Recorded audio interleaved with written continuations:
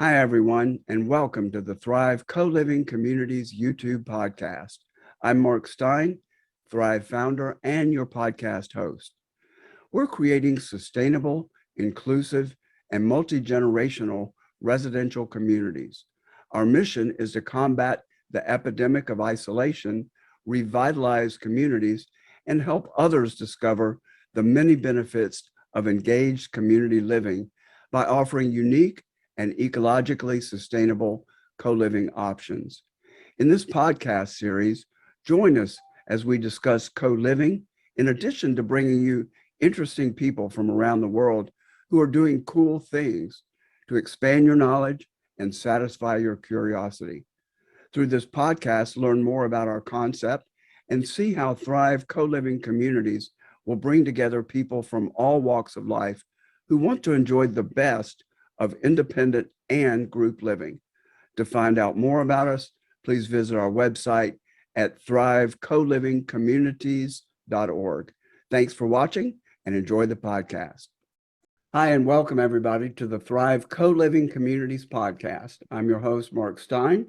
In this episode, I'm excited to do a deep dive into the world of fundraising with my guest, Matthew Wright, the owner of the Apex Leadership franchise based in Tampa Bay and Orlando, Florida. Apex is a full-service fundraising company. They do franchise all over the country as well, but they focus on leadership, fitness, and being an all-inclusive program for schools and other not-for-profits. They've raised over $5 million for Florida schools and will be serving over 50 schools and 25,000 students this year. I'm excited to hear more. Welcome to the Thrive Co-Living Communities podcast, Matthew. Mark, thanks so much. I'm super excited to be here. I can't wait to share more about our company and excited to answer any questions you have. Thank you so much. Great. So let's start with a summary. Give us your elevator pitch, maybe a paragraph, not the one line that we're used to giving in networking groups. Yeah, 100%. I think with our company, it's such a great program because we are so unique in terms of fundraising. There's really no other full service company that offers what we do. The three things that we focus on is one, we do raise a lot of money for the schools that we serve. On average, we have 45 states that fundraise money for the one school that we're serving. So it's not just relying on your parents to do fundraising, but we're able to reach out to as many people around the United States as we can, and even throughout the world too. So with our company, only 20% of donations actually come from parents. And then the other 80% is secondary family members, cousins, aunts, uncles, anybody who has a phone that can be reached by text, email, or social media. So that's one thing that we're great at. But for me, the main kind of heart of the program is that we are all inclusive. So it's not the same fundraiser that Mark, you were a part of when you were a kid, or when I was a part of, where kind of the name of the game was, if you raise money, you're going to receive a prize. But for our program, we really want to make sure that we involve every single student at the school, and not just the students, but we go to the next level and involve every member of the staff as well. So every student receives a t-shirt, they all get wristbands, they all take part in the leadership exercises, and they all take part in the event day. So our program really does a great job of bringing the entire community together. And it's not just an individual fundraiser, but it's a team-based program. And the last thing I think that kind of separates us apart is the leadership aspect of the program. Every single day, we spend 10 minutes with all the students, all the teachers, and we do leadership exercises for those students to hopefully better, they can find the power to be a better leader at the school, but also translate that to their life at home, and then it continues out throughout the entire school year, which is really awesome. Nice. 10 minutes a day during the time that you are running the program for them? Yeah. So kind of with our program, every year we have a different acronym. So this year, our acronym is POWER. And then every letter in POWER stands for a different word. So we have the P being proactive, the O optimistic, the W work it out. And from Wednesday to Wednesday of our 2-week program, we actually go inside the classrooms for 10 minutes every day. And we do leadership lessons for all the students. After we deliver a leadership lesson for the student, we have these wristbands that we give out, and the wristbands have that leadership characteristic of the day on them. So the student's goal is to collect all the wristbands, and when they get all 6 wristbands from our leadership lessons, they have the power to be those leaders at their school. Nice. So there are a lot of moving parts to these programs in the schools.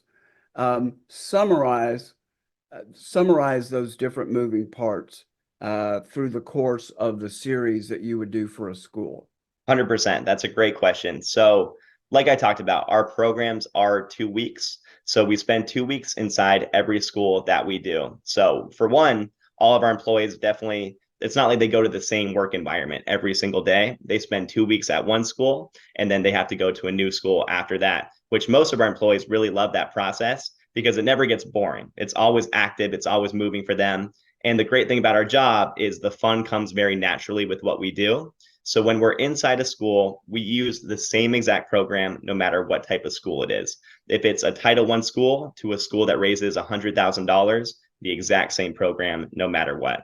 So about a month out, we meet with the PTA president, the principal, any decision makers when it comes to the fundraiser.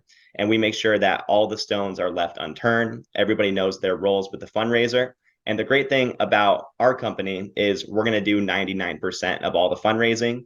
All we need from the school is for them just to be excited and then to deliver all the communication to the parents. So we provide all the social media for the program. We provide all the emails that we're going to send out every single day. And then our first day, when we arrive on campus, we meet with all the teachers. For us, we know that the teachers are the backbone of the program. How excited the teachers are, that's going to correlate to all the students. So we have a lot of really fun teacher incentives that we offer for them. We provide Starbucks for all the teachers. We provide a catered breakfast and a lunch for every member on campus. We provide t-shirts for all the teachers too. And then the really cool thing we do, in order to create a team environment at the school, we hand out posters to every teacher. And the poster is going to be based just for their classroom. So they're going to have their last name on the poster. They're also going to make a team name for their entire class. And as the classroom does well as a team, they actually earn more and more rewards. So they could earn a pajama day for their class. They could earn a popsicle party. They could even pie the Apex team in the face. But what's cool about having the team poster in the classroom is individuals are excited when people receive thank you gifts. It's not just that, oh my gosh, Mark in class got a prize and now I'm jealous of Mark getting that thank you gift. But they're actually cheering on all their classmates because they know if they do well as a team, that's going to correlate to them getting more and more rewards for the fundraising program. So the first day is just introducing ourselves to the teachers. It only takes about 15, 20 minutes. And then we get ready for the next day, which is personally one of my favorite days. It's our pep rally. So we do a school-wide pep rally. We have all the grades come down. It's 30 minutes of basically controlled chaos is kind of the best way to describe it. We play a lot of student versus teacher games up at the pep rally. We introduce our character building theme that we're going to be teaching to all the kids. We also have a chant that we're going to do every single time we see the students. So for this year, we go Apex Assemble, and then we go Apex Power. And that's just something where it helps the students remember what the leadership characteristic is going to be for that entire program. Really just a fun day for the kids to get excited about Apex. They come home with all of their lanyards. And then with the lanyards, all parents have to do is scan the QR code, and that takes them right to the fundraising website where they can help their school. So that happens on Tuesday of the program, our pep rally. And then from Wednesday to Wednesday, like I spoke about, that's us coming inside every single classroom. The teachers all sign up for their preferred times, and then we spend 10 minutes inside that class. When we're not inside the classrooms, we're making sure that we can do our best job of making sure the school is a better place. So we've had our team restock bookshelves in the library. We've had a team step in for teachers if they're short on staff members that day. We've had our team out at recess, hanging out with all the students, out at PE, art class. We're just there to be positive role models for all the students on campus. And then on Thursday, the school, in the pre-meeting, they pick between 4 different event days that we offer. So we have our fun run event day. We have a glow-in-the-dark dance party. We have a carnival fundraiser. We have an obstacle course. And then also we can incorporate color into any of those fundraisers. So instead of just a fun run, we could also do a color run or a silly string run. So whatever the school decides on, this day is a great day for us to celebrate all the hard work from the students. all of our fundraisers are fitness-based fundraisers. So throughout the 2 weeks, the students are doing their best to earn a per lap donation. How this works, Mark, let's say that you asked me to donate you $1 per lap. You went out on event day and you ran 36 laps around the track. I would then in turn donate $36 towards the school. So the students really do have a buy-in when it comes to that event day, because they know they're doing their best job possible to raise as much money possible for the school. And all the pressure kind of lies on them, but we do a great job having fun with all the kids on that event day. And then Friday is our follow-up day. So we kind of say our goodbyes to all the kids, which is a pretty sad day for us. But we know that we'll be returning next year. So we do get them super excited about when we come back. We sign t-shirts for all the students. We give out any remaining thank you gifts or rewards. And my favorite part about this day is we usually do our principal challenge on Friday. So for this year, one of the biggest ones that we did is we would take the principal outside, the top 10 students overall with the fundraiser and the top class overall. We gave them color powder in their hand. We did a giant countdown and they all got to turn the principal into a rainbow. So we live stream it for all the parents to see. The principal, it's played on the morning announcements the following week when Apex leaves, and just a really cool way for the students to remember that moment for a really long time. That's so cool. So the school decides which of the events to do on that event day. And I've got probably you've gotten this question before. Oh, Yeah. what about if it rains? Do you just move it indoors and do the dance party instead of a fun run? What happens on that? Yeah, that's a great question. As you know, in Florida, weather is pretty unpredictable out here. So we always got to make sure that we have a backup plan with everything that we do. So in that meeting that we do a month before Apex arrives on campus, this is where we go over all the details of the program. So we make sure we know what event day that they want to do. And then we also have, okay, let's say it was a terrible weather day, we had a hurricane coming through, then we know exactly our backup plan 1 and our backup plan 2. Usually we'll do our best to stick to the same event day that they chose, but you are right, in the case of it's just terrible weather that entire week or that entire month, then we will have to implement a different event day, as in a glow-in-the-dark dance party. But the good thing for our program is no matter what, all the event days are going to be really fun for the kids. Do you carry all the, I guess you carry the equipment for the main event that you've got planned and backup 1 and maybe backup 2, that you've got it with you that day? 100%. So actually, the nice thing about Apex is we have trailers for our programs. So for every school we do, that school is also going to have a trailer parked in the parking lot or on their back field. And inside our trailers, we have all the supplies that we'll need for the program. So all the challenge materials that we'll need for the 2 weeks, all the speakers, the inflatable tunnels that we're going to have on the fun run day. We carry that for every school that we serve. So when we finish our schools, we just drive our trailer over to the next school and it's set, ready to go for that teacher huddle on that Monday.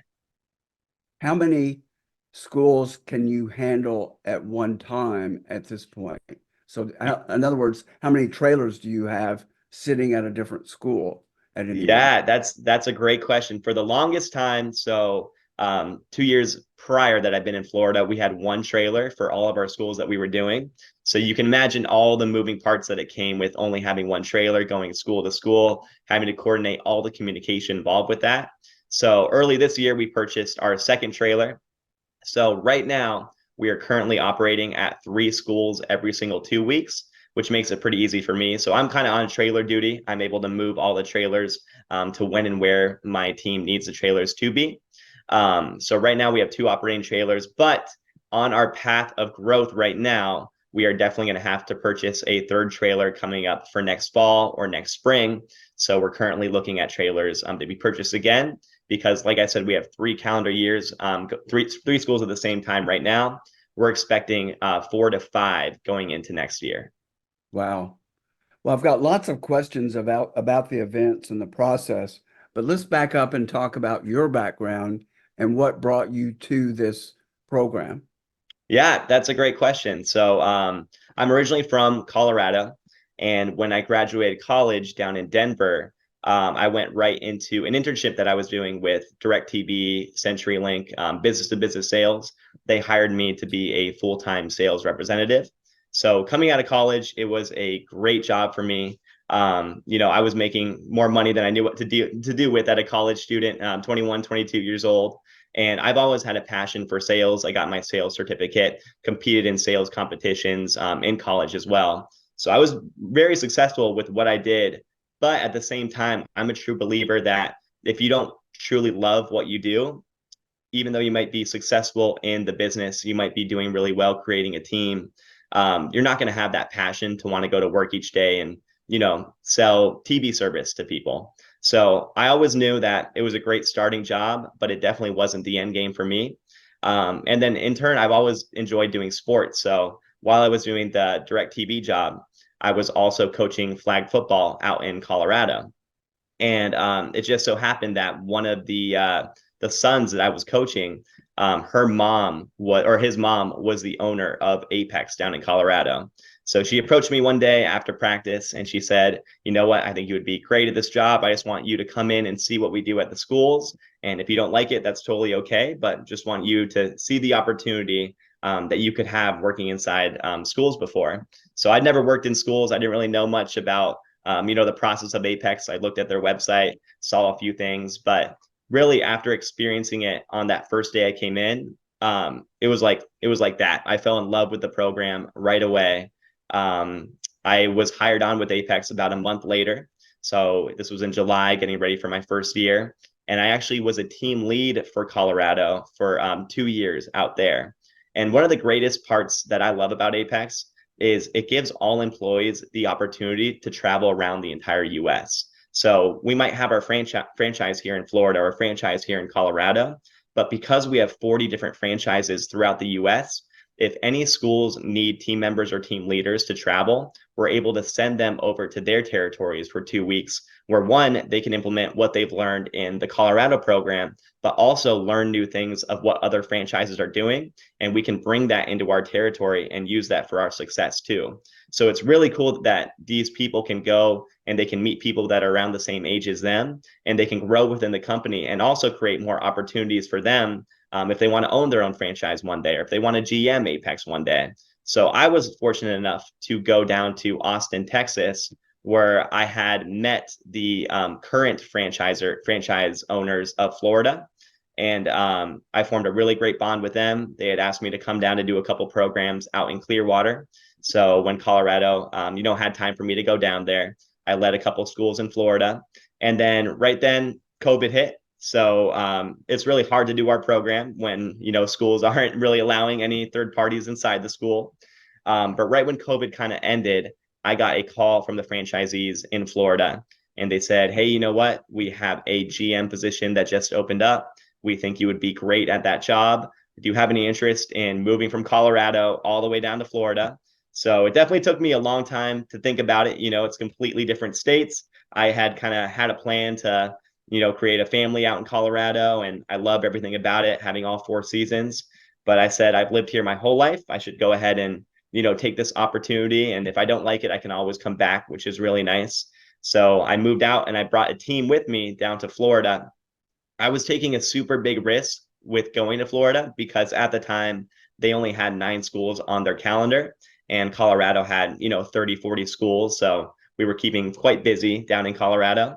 But I also saw the big opportunity of moving down to Florida, because if I'm the GM with 9 schools and I can, make this 18, 25, 40 schools, then I can be at the forefront of building such a big business down in Florida.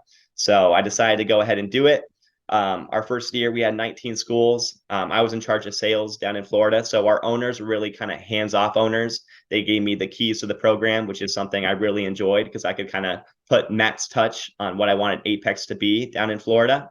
And the great thing about coming down here is at the time they purchased the franchises, they had doubled the amount of territories of what Apex sells now. So our territory in Tampa is twice as large. Our territory in Orlando is twice as large. So we had 9 schools our first year. I built it to 18 our second year, 27 our third year. And this upcoming year, we're going to serve about 45 schools. And I'm hoping to hit well over 50 going into the 2023 or 2024, 2025 school year. So really great growth. After my second year, I saw that growth happening with Apex. So I had approached the franchisees and asked them to be, an owner as well, to put in a buy-in with them. And I currently, I am co-owners with Chrissy Longstreet, who is kind of the back end worker with Apex and me. So we do a great job. We have a great team environment with all of us there. And I'm really happy that I took that risk coming from Colorado over to Florida. Well, that's a great story. And, you know, it's really obvious why you're at your job, obvious why you're at your job, the level of enthusiasm that you have. Just saying your name is contagious, and I'm sure the kids love it, and I'm sure you love it. That energy that you get from the kids is awesome. So Yeah, 100%. It's so funny too, because like that energy when you're working in the schools, it definitely translates into your life too. What's cool about our program is anytime an employee goes to campus, we kind of have our Apex name that we serve. So we have Jumpin' Julia on the team when I'm serving schools. We have Mighty Matt. We have Giant J, Awesome Avery. So we all kind of have our Apex personas, but sometimes we'll be out together. We'll go to Top Golf. We'll do team bonding together, and you can just see like we're acting the same way as we act in a school when we're all together. It's really hard to kind of turn off that Apex persona. So 100%, you do need to have a very specific type of personality to work for Apex. That's true. Yeah. Yeah, I bet it is hard to turn it off at night when you get home. Yes. I was joking with my girlfriend the other night too.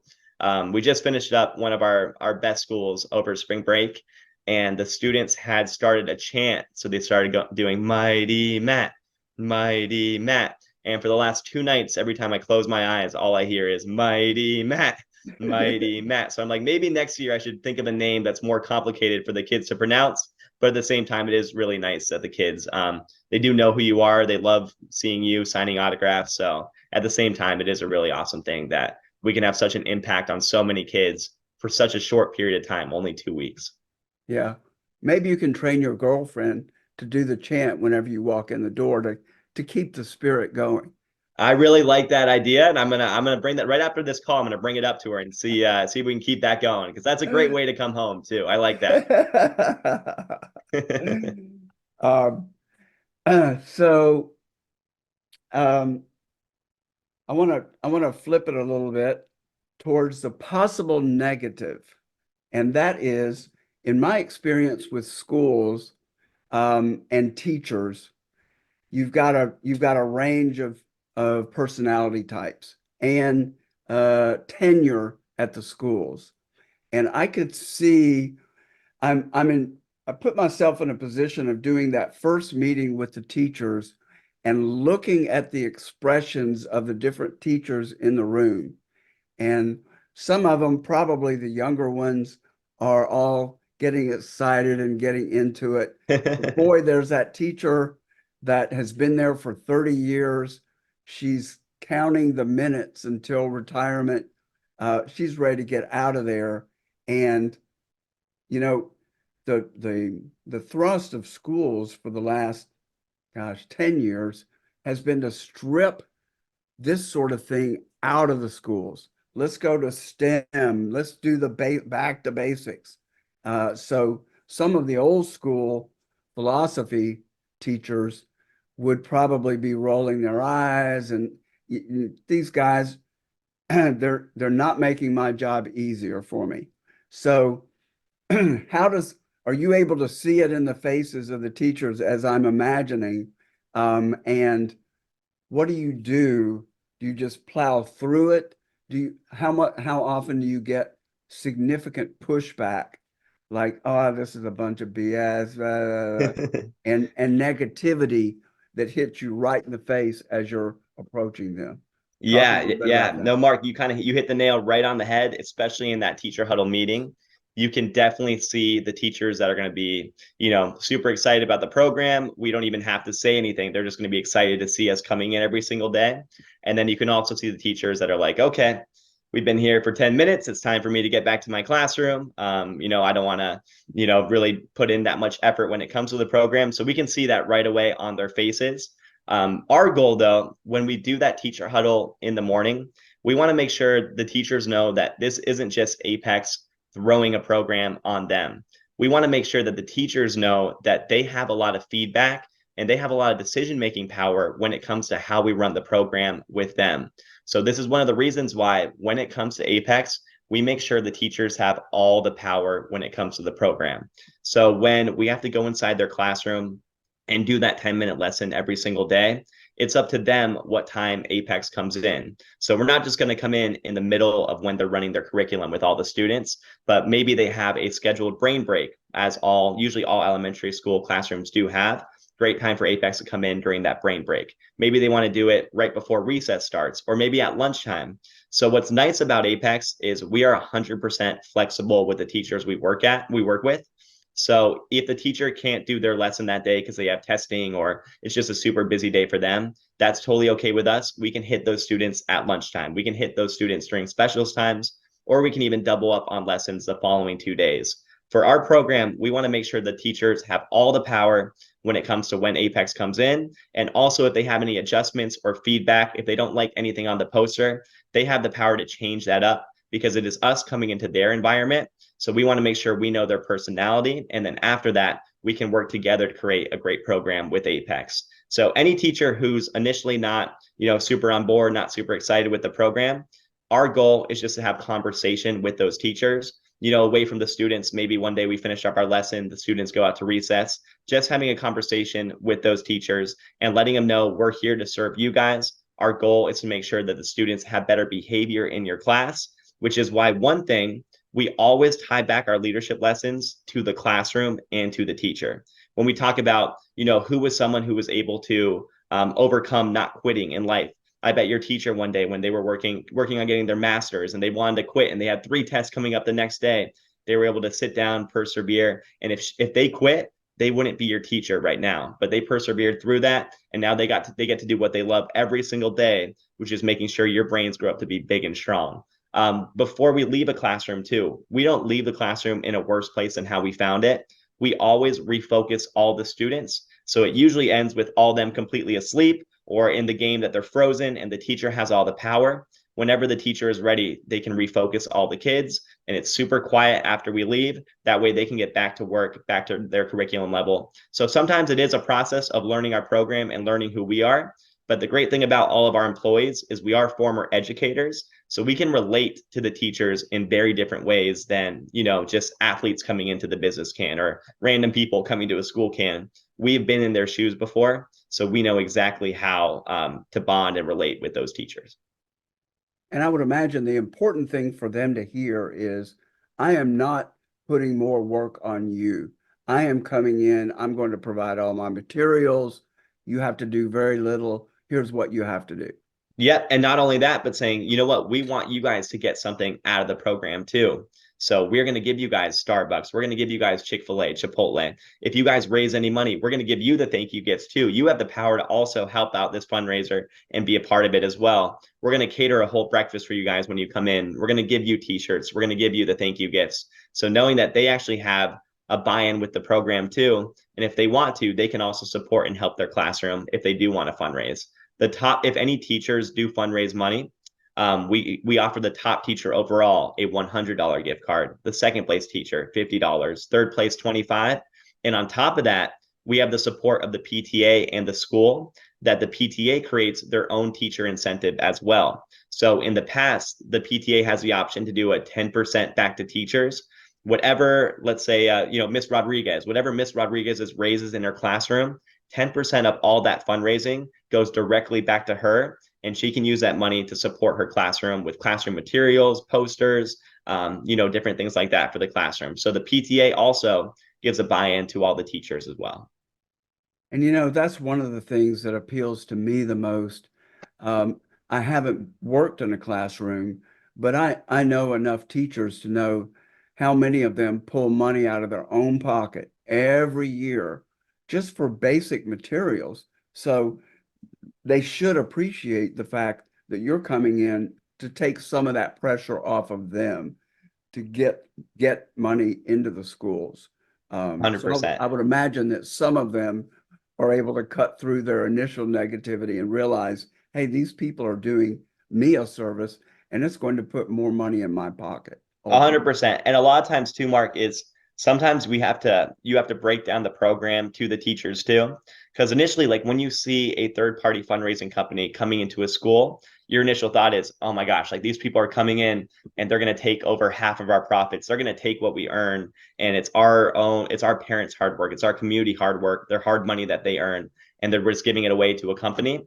But when you take a step back and we're able to break down actually what Apex takes back, we take on all the risk when it comes to serving our schools. An initial inventory order on an average school, we put in about $10,000 per school that we serve. That's ordering all the t-shirts for all the students, all the challenge supplies, all the teacher incentives. So out of what the school raises, that never touches their cut. So all those costs that we spend on a school, it never actually affects the school's percentage. It only comes out of Apex's percentage in the very end. We don't charge anything to come in and serve a school. When you break down what Apex actually spends on the schools that we serve, we're really only taking back about a 20% cut, and the school's keeping 80% of all the fundraising. And we're making sure that we spend all of our hours at the school serving them to make sure that they have a better quality of program when it comes to Apex serving the school. And you've got the software that's facilitating these donations, right? You're providing 100%. that as well. Yep. So we have our fundraising website and our third-party processing website, which is Heritage Pay. So we make sure that it's super easy for all of them to make donations. It's a great website, to be honest. All they do is they scan the QR code. They can make a video of them supporting their school, saying what the event is going to be. They can also, if parents want to, they can keep track of all the leadership lessons that they're going to be learning throughout those 2 weeks, so they can see what we're actually delivering to all the students. They can track all of their thank you gifts, and they can see how far away they are from the next thank you gift. They can see all the teacher standings. And again, we offer rewards for students who not only raise money, but if they put in effort, they also get thank you gifts in their classroom too. So if they go in and they share their code 10 different times, they're going to get a prize. If they share 20 times, they're also going to get a prize. So just trying to go above and beyond just being an average fundraiser. Talk to me about the difference of receptivity between elementary, middle school, and high schools. They've all got different personalities at that age range, at those age ranges. What level do you serve the most currently? And just talk about the nuances between those three levels. Yeah, no, that's a great question. So right now, I'd say we serve a majority of elementary schools, but we do have quite a few middle schools on our calendar as well. Really, when it comes to high school, we don't offer our full service 2-week program. When it comes to high school, we more cater to clubs and organizations. So we do fundraisers just for like a swim team or a football team or a book club. So that's kind of our Anython fundraiser. That's something that I'll go into a little more later. But for our Apex program, the 2-week program at the schools, I would say you're definitely right. Like elementary school student is going to get a lot more excited by just seeing us at the pep rally, seeing us giving away thank you gifts, playing games with all the students. They're going to have that initial buy-in right away, and they're going to be way more receptive to the program. But when it comes to middle schoolers, especially nowadays, I think you have to be creative in a way to get them excited. Because I don't know if you've worked with an 8th grader or a 7th grader before, but it's very hard to appeal to cool when it comes to them. So for us, we are experts at catering to a middle schooler. We want to make sure that we form relationships with them even before we start the program. So when it comes to working at a middle school, 2 weeks before we get there, we're going to meet with a leadership team on the middle school level. And we're going to create a goal with them. We want to make sure they know it's not just a program that Apex is throwing at them. It's not a program that the school is doing for them, but we want them to be a part of everything involved in the 2 weeks. So one, we create a goal with those students. We say, all right, guys, if right now the school has a goal of raising $20,000. If we beat that goal, we're going to throw everybody in here a pizza party and a root beer float party. So they initially have a buy-in to help with the program. And then we're going to create a video outlining the entire 2 weeks with those students. So we're going to give them the color powder. They're going to throw it in the air. They're going to talk about what the funds are going to this year. They're going to talk about what Apex is going to be doing, how to fundraise the actual money.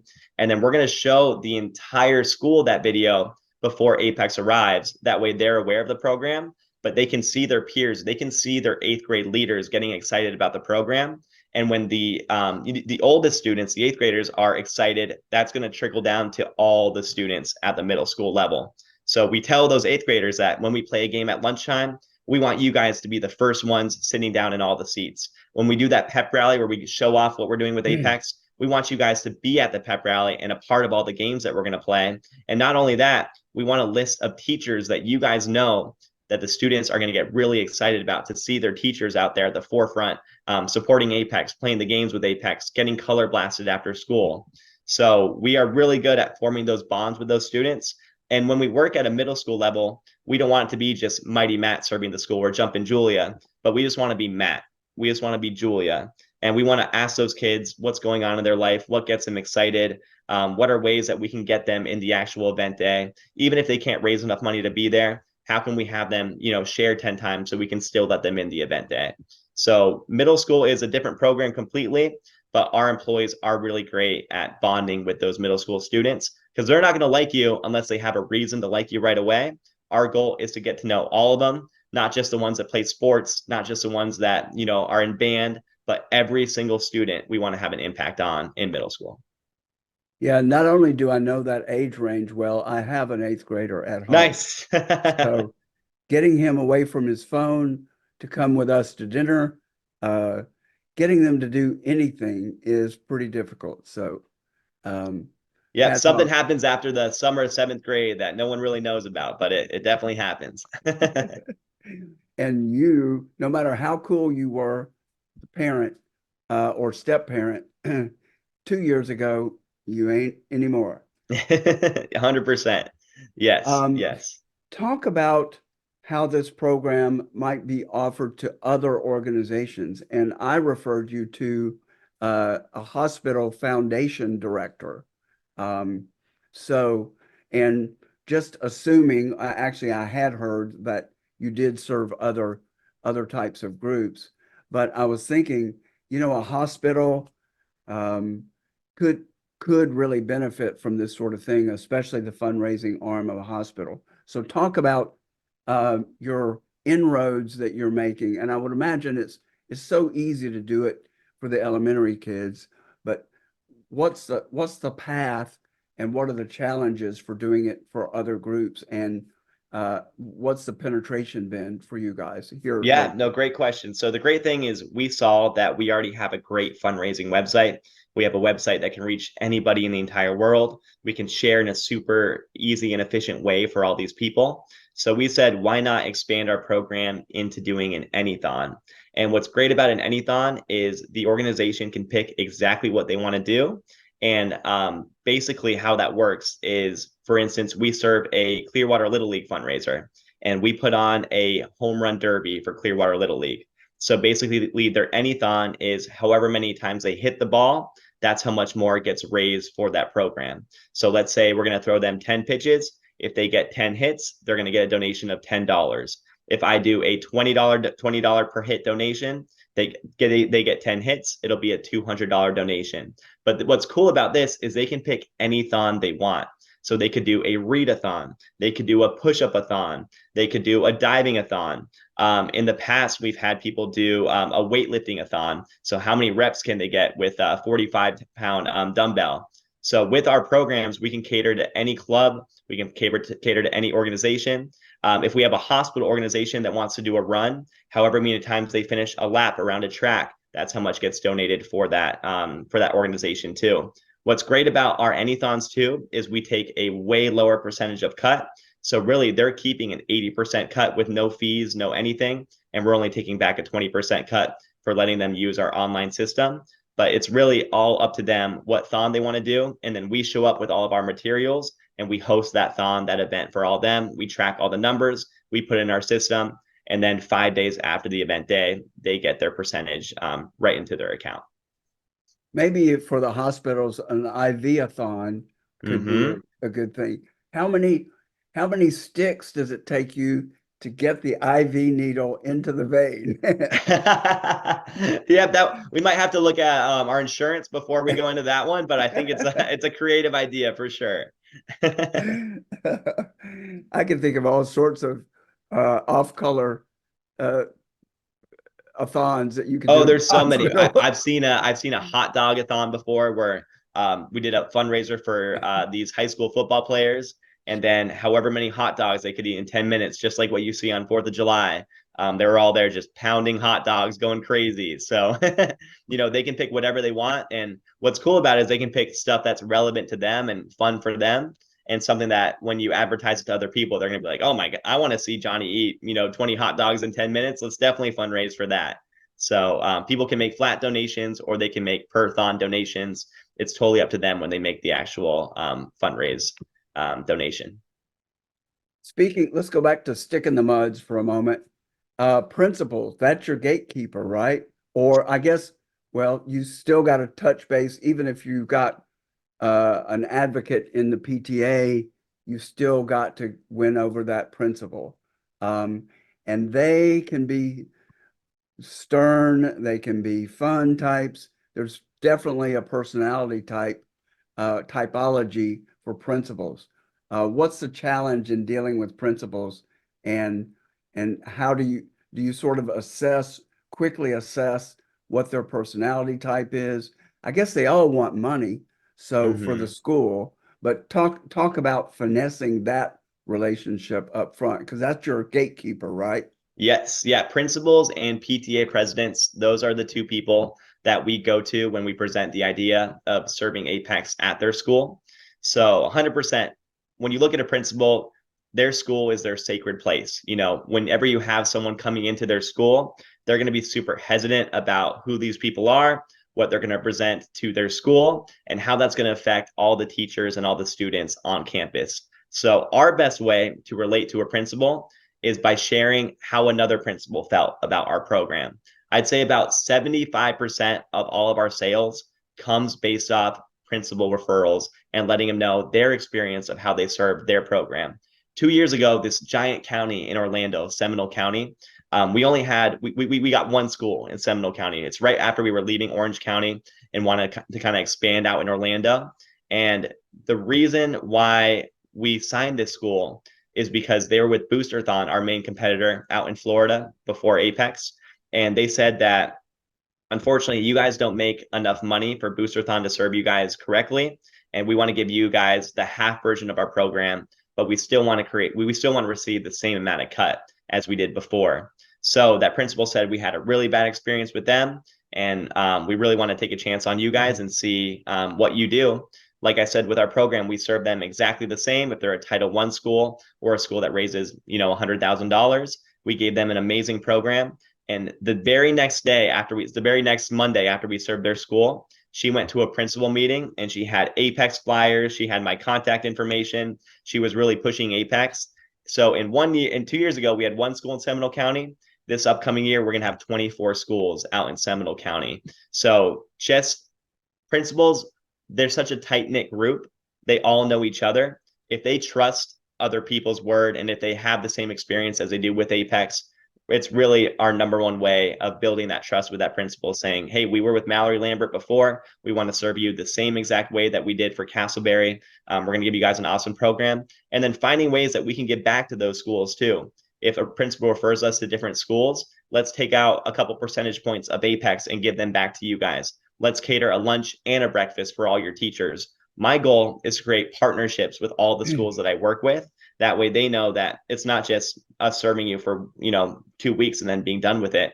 We want to have that continued relationship and know that you guys can trust Apex. You can trust Matt with getting back to you guys too, even when we're not in session. Yeah, that word of mouth referral, especially if it's unsolicited, especially if they go like that one teacher that went and spread flyers throughout. Mm-hmm. Um, Man, there's nothing like that. I see that in my business too. And the sales process is easy once you've got the skids greased by a former client. It really is. It really is. And we want them to see the program too before we, have those meetings and those sales pitches with them. So one of the things we'll do is when we're serving a school, we'll look at all the schools kind of neighboring that event day, that school that we're going to serve. And we'll go out and we'll give them race day invitations, event day invitations. And we invite their PTA, anybody on the admin that wants to come out and see the program firsthand. And then when they do come to watch the event day, we have the current PTA presidents and the principals approach those people and just share their time with Apex, how the 2 weeks went, and why they love our program so much. Here's a sliver of it, but I do want to cover it since you mentioned inclusiveness. Actually, my partner's son that's in our house has cerebral palsy. And he walks with canes. So you've got people with disabilities, you've got autism that's increasing geometrically, it sounds like. You've got kids that are not just on the spectrum, but have other emotional issues. So what are you able to do to be inclusive and to include all the kids in the programs? Yeah, that's a great question. So every school we serve, not only do they have, pre-K through fifth grade, but they also have ESE programs too. So students with learning disabilities, that's at every school that we work with. Also students with physical disabilities, pretty much I'd say 80% of all the schools we serve, they're also in those schools too. So with our program, we make sure that, again, we serve all of our classes the same exact way. So even if they are an ESE class, they're still going to get their classroom poster. We're still going to go to their class every single day, and we're going to do the leadership lessons with all of them. Sometimes we come in and it's not a good day to do a leadership lesson, but we don't want to just walk away. We want to still spend those 10 minutes interacting with all those students. If we have to sit there and give high fives, we're going to do that. If we have to help them do something in the classroom, we're going to do that too. But we make sure that no matter what, we're hitting every single student on campus, regardless of what that student looks like, what that student, their learning disability is. Every student is treated the exact same way with Apex, which is one thing that I love about it. And then when it comes to the event day, all the kids come down during specials times. But even if the ESE class doesn't have a specials time, we're going to find time in our day to make sure that they're out there and they're having a great time at the actual event day too. If they have a physical disability, so this last school, we had 2 students in wheelchairs. We designate 2 Apex people to always be with those students. And our last fun run, we had them push the wheelchairs around the track every single time for those students. And they did 36 laps with them on the wheelchairs. But also, we want to incorporate them into the fun that we're doing on event day too. So let's say they can't be out there, they can't be running. We have super soakers outside that we're going to give to those students. And while the kids are running outside, they're going to be spraying them with the super soakers. And you guys will quickly see when that happens, all the students will say, I want to spray, I want to do it. We're like, no, unfortunately, you guys are running. So this is their special job that they're going to do at this actual event day. So we're going to find creative ways, no matter what, to make sure they're a part of the program and they have a great experience with Apex. This is sort of an aside, but when I was growing up, I don't feel like the mainstream students, I'll just call them that, were very supportive to the kids with special needs. And my sense is that that's changing, and that in the schools, Fred is my stepson, and he gets high fives and fist bumps on his way into school and out of school. I feel like kids are more tolerant, more accepting, more supportive of kids with special needs. Do you? I couldn't agree with you more. Like that's absolutely my experience, especially in the last couple of years. We've seen it at the schools that we're serving. In middle schools, we do lunchtime games where we call up students to participate in a different game that we're playing. It could be music trivia, it could be regular trivia, it could be a dance competition, could be limbo. But absolutely, I remember we called up, his name was John. He had a learning disability at our last middle school, Teague Middle School. But we're doing a dance party with all the students where they were kind of showing off their best dance move.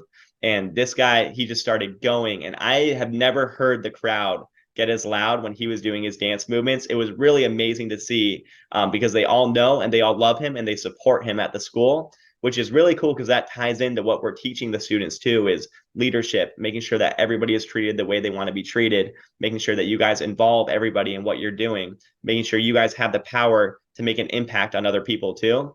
And you could see just the way they were rallying behind him, the way where they're giving him high fives after he walked off the stage. I completely agree that people really are on that movement of treating everybody the way they would like to be treated. That's awesome. So we've talked about a lot in a relatively short period of time. What haven't we covered that it would be important for our viewers to know about Apex leadership? Yeah, I would say the one thing that that's different about Apex when it comes to other programs is although we are a franchise, it is a big company altogether. There's 40 different Apex programs throughout the US. When it comes to our franchise here in Florida, like we really are locally owned. We're a locally owned company. So me and my co-owner Chrissy, we're on the forefront doing everything. So when it comes to the meetings that we take with schools, they get to have meetings. All my pre-meetings are done by me. So they're meeting with the owner of Apex right away. So we really have the power to be creative and go above and beyond with our programs where it's not just you're meeting with somebody, a territory owner of this location, but you're meeting with the owners right away. So even though it seems like we're such a big company, at the same time, it really is such a small, tight-knit group. And you're seeing the same exact people serve your school year to year. You're not seeing different individuals come in who don't live in Florida. Our team has been with us for the last 3 years. We haven't lost a single employee. So what's great about our program is when you get served by Giant J, Capable Able, and Jumpin' Julia, you're going to see those same 3 people next year again. You're going to see Mighty Matt on board for the long run with you at all of your schools. So that's just something special that I think is not really talked about a lot, but our continuity within our program is really special and how they have the power to text me. Any PTA president, any principal can text me whenever they want, and we can figure out an issue together. We can figure out different ways to provide feedback for that school. So it's really cool just to see what we've built with such a small group here in Florida and Orlando, or Tampa and Orlando. Mm-hmm. So if somebody is in our area or they're outside of the Tampa Bay, Orlando area, and they'd like to contact you for information, how do they reach you? And we'll also provide contact information for the corporate office so that they can reach out if, for example, if somebody is interested in buying a franchise. And if it's just in 40 markets, there have to be lots of markets that are still available. Yep, 100. It's super easy with our program. You just go to myapexevent.com. Again, myapexevent.com. All they have to do, they click on the tab bar. It'll say refer a school. So they type in the school's information. And then regardless of where it is, that franchise owner is going to get all the information on that school to reach out to that individual. It'll also say interested in buying a franchise too. And then we'll have someone from our home office reach out to them and give them all the details they need in order to be prepared to buy a franchise of their own. And also they'll get to learn what territories we currently have available for those franchises as well. So myapexevent.com is the easiest way to do it. And then we get their contact information to reach back out to them. Okay.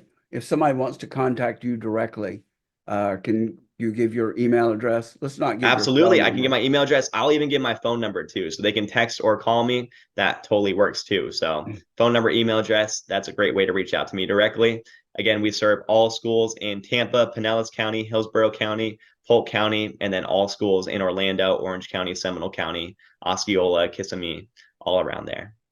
Go ahead and give verbally your email address and phone number, and we'll also put it down in the show notes below. Perfect. Yeah. Phone number is 720-382-0703. And email address is Matthew Wright at apexleadershipco.com. Great. Well, this has really been wonderful. I was aware of the program and so supportive of it. And to have your enthusiasm as well as your knowledge and hearing the experience and details, it's been a fun one. So thanks to Matthew Wright for joining me today on the Thrive Co-Living Communities podcast and sharing more about fundraising and his great work at Apex Leadership. To learn more about Matthew and Apex Leadership, check out his contact information down in the show notes below. You can learn more about Thrive Co-Living Communities also in the show notes. Don't forget to like, subscribe, and click the notification bell if you like this episode so that you'll get more in the future. So thanks for tuning in, and we'll see you next time on the podcast. Thanks for joining us for another great episode of the Thrive Co-Living Communities YouTube podcast.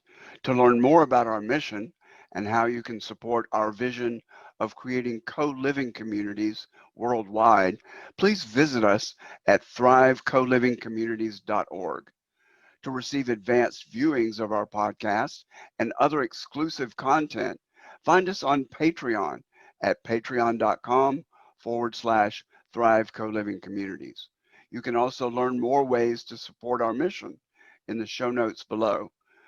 Amazon Smile, GoFundMe, Kroger, and our own Thrive Gear store, where you can buy t-shirts, hats, and many other items. Thanks again for tuning in, and we'll look forward to seeing you again soon.